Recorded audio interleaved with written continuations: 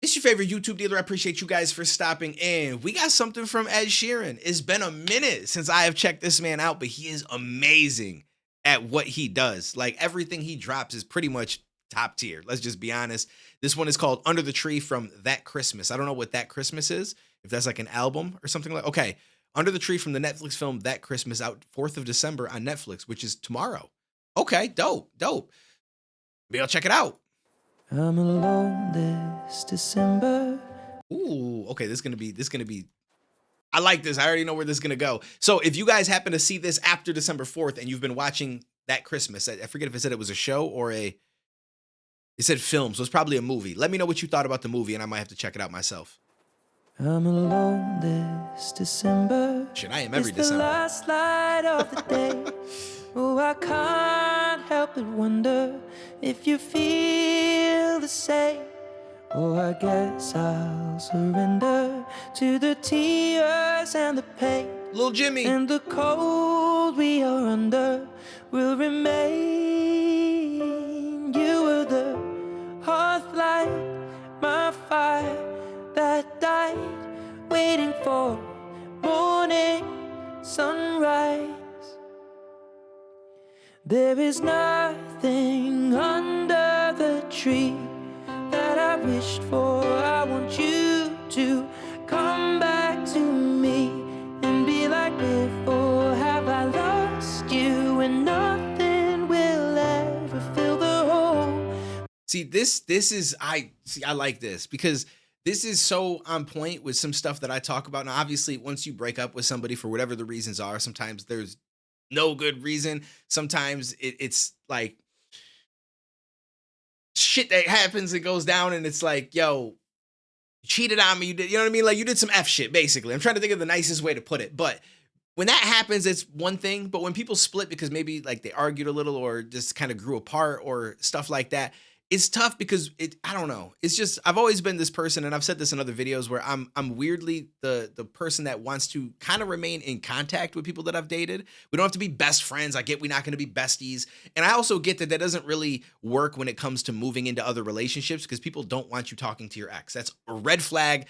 Everybody would agree on that, but at the same time, it's just weird to me because it's like, yo, we shared so much, right? Like if you date someone for a year, 2 years, especially if it's longer, 3, 4 years, 5 years, like you've shared so many moments with this person, so many memories with them. You've shared probably your deepest secrets with each other. Like you guys have been completely open. You know each other inside and out, at least up until the point you broke up. Obviously, people evolve and change over time, but you have all these memories and stuff together and stuff that you've talked about and shared that you may not have shared with anybody ever in your life. Maybe your best friend, maybe some family, but there's probably going to be some topics that even those people, you don't share it with them. But a lot of times you'll share it with your significant other because you guys literally become one unit.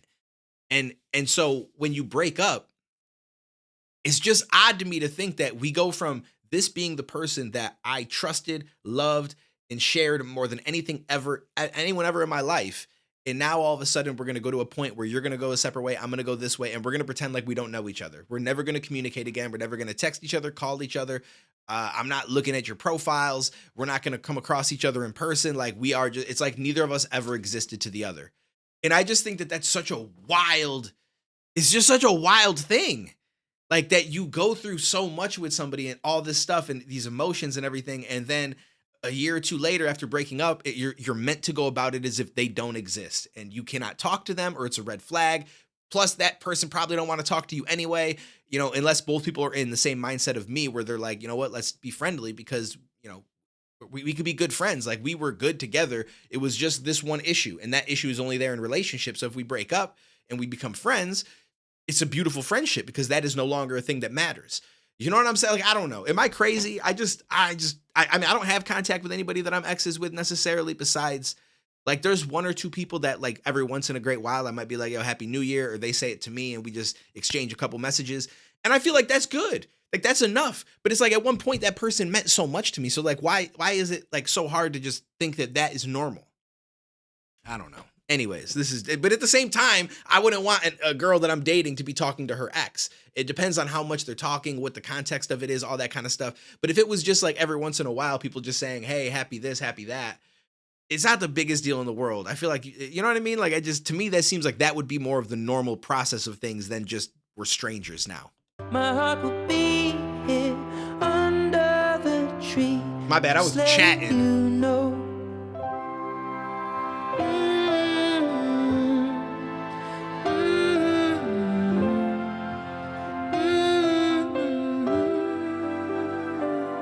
I'm alone this December, and the long nights they begin.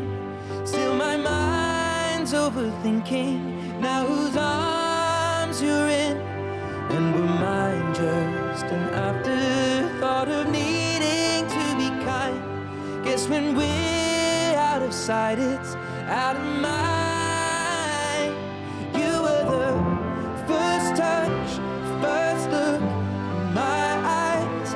Now we're just strangers who walk by. There is nothing under the tree that I wish for. I want you to come back to me and be like before. Have I lost you? Nothing will ever fill the hole. My heart will be here under the tree, just letting you know. This is a beautiful song.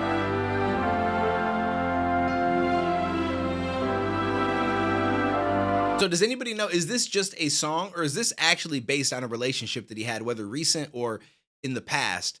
Because a lot of times as artists, we do pull from our own personal experiences. Sometimes we talk about people that are around us, but there's other times where we might just have like an inspiration to make a certain song because we heard a beat or we, saw something while we were out or overheard people talking.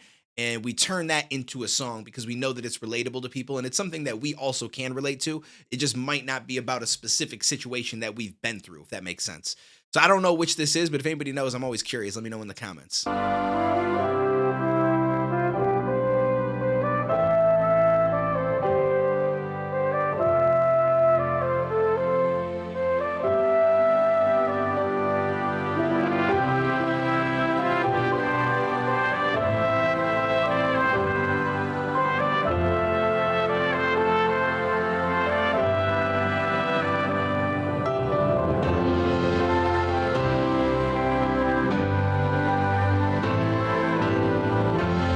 Yo, you know what's funny? I didn't even consider until just now that this is the movie. This is clips from that movie. I'm thinking that this is just part of his music video and they decided to throw some animation in there. But this is most likely clips from the movie that's coming out on the 4th. So it's obviously a kid's movie.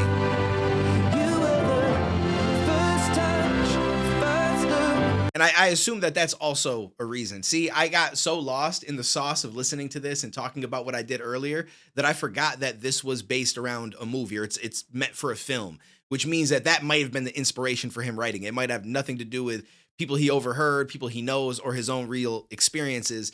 Although I feel like they do come out when you write a song like this. Like you are thinking of stuff that you've been through and that inspires you to come up with certain lyrics. But the lyrics or the song overall was probably inspired by the need for it in this movie. That's my guess.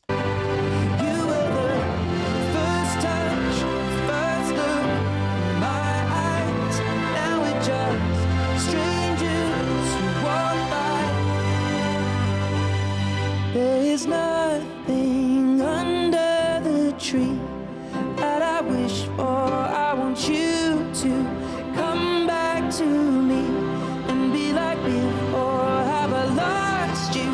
Nothing will ever fill the hole. My heart will be here under the tree, just letting you know. My guy.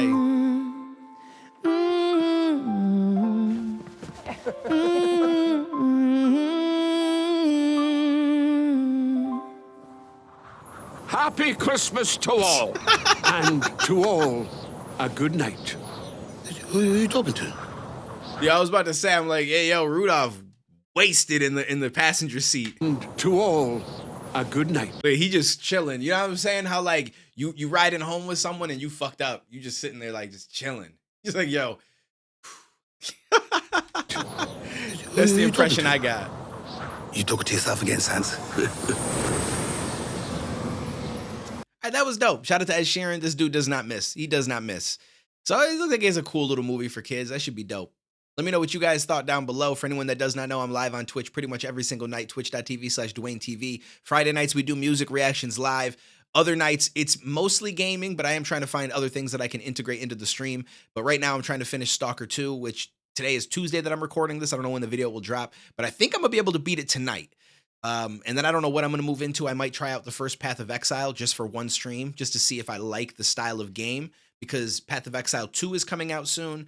And I want to say the early access starts on like the 6th of December. So if I do like the regular Path of Exile, I may pay for the early access and get the extra points. And then we'll play that on stream a little bit. We just beat Silent Hill 2. We beat Elden Ring. We beat Wukong. We've been cooking. We've been cooking pretty well. So let me know if you guys, well, don't let me know. Just stop in. Just stop in. Come kick it. Bring through links if it's the music reaction stream, all that good stuff. Appreciate you guys. Take it easy. Stay safe. I will catch you in the next one, homies.